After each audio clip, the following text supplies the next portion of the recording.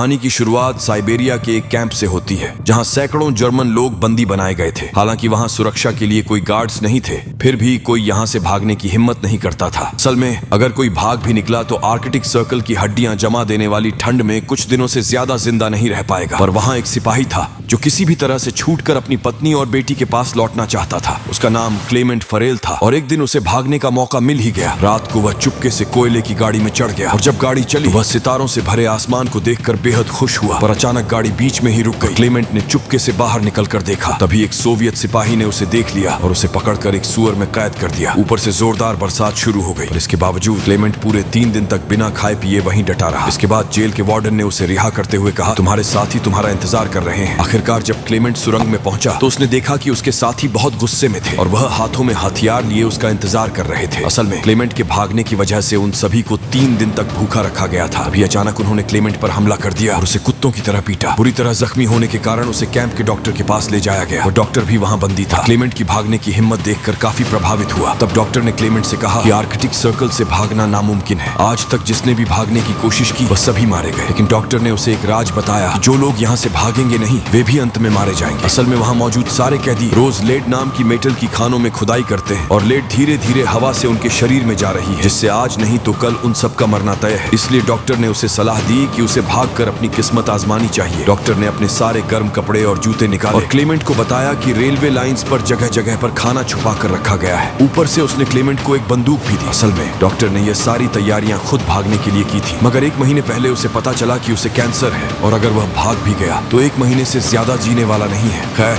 Doctor ने Clement को अपना लंच बॉक्स देकर कहा कि अगर तुम सफल हो जाओ तो मेरे परिवार को मेरी मौत की खबर दे देना। इसके बाद क्लेमेंट रात को एक बार फिर से भाग निकला। अगली सुबह वार्डन को खबर मिली कि क्लेमेंट भाग गया है तो वह डॉक्टर से पूछताछ करने आया, मगर तब तक डॉक्टर अपनी जान कुर्बान कर चुका था। उधर क्लेमेंट पूरे जोश के साथ बर्फ और तेज हवा का सामना करते हुए आगे बढ़ रहा था। इधर वार्डन ने क्लेमेंट को ढूंढने के लिए कई फौजियों को भेजा, लेकिन कई दिन तक ढूंढने के बाद भी उन्हें क्लेमेंट का कोई सुराग नहीं मिला। सबको लगा कि वह बर्फ में जमकर मर गया होगा, पर वार्डन को यकीन था कि वह जिंदा है, इसलिए उसने तलाश जारी रखने का हुक्म दिया। भागने के 9 दिन बाद क्लेमेंट को अचानक अपने पीछे स्लेज भागता हुआ दिखाई दिया। क्लेमेंट भी तुरंत भागने लगा और जल्द ही स्लेज उस तक पहुंच गया। क्लेमेंट को रौंदता हुआ निकल गया। अचानक क्लेमेंट की आंख खुली तो उसने देखा कि वह तो एकदम ठीक ठाक था। असल में ये पूरी घटना उसके मन का वहम थी। उसके चारों ओर सफेद बर्फ की चादर थी और खाना भी खत्म हो चुका था। उसका दिल डूबने लगा। उसने भगवान से कोई चमत्कार करने की प्रार्थना की, पर आर्कटिक सर्कल में दूर दूर तक बर्फ के सिवा कुछ नहीं था। उसके पास कोई चारा नहीं था, इसलिए वह कुछ दिन तक जैसे तैसे आगे बढ़ता रहा। आखिरकार उसके शरीर ने जवाब दे दिया और वह भूख के कारण बेहोश हो गया। कुछ समय बाद उसकी आंख खुली और उसने एक अजीब सी आवाज सुनी। तभी उसकी नजर एक सील पर पड़ी और उसकी आंखें चमक उठी।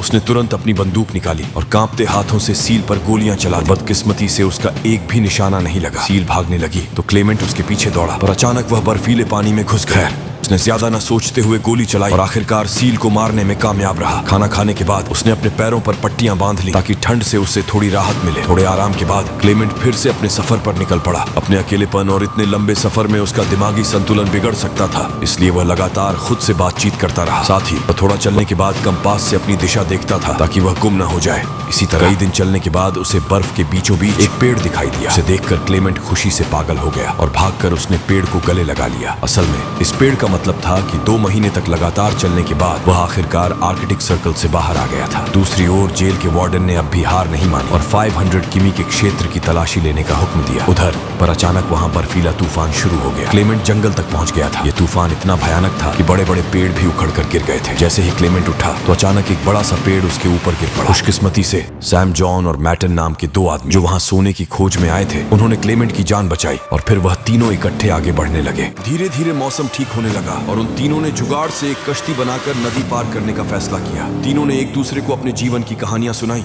पर कुछ ही देर में नदी का बहाव बहुत ज्यादा तेज हो गया, जिससे क्लेमेंट और मैटन कश्ती को संभाल नहीं पाए। अचानक सैम जॉन का बैलेंस बिगड़ा और वह नदी में गिर पड़ा। सैम जॉन डूबने ही वाला था कि क्लेमेंट ने अपनी जान की परवाह न करते हुए तुरंत नदी में डुबकी लगा दी। काफी मुश्किलों के बाद वह सैम जॉन को किनारे तक ले आया।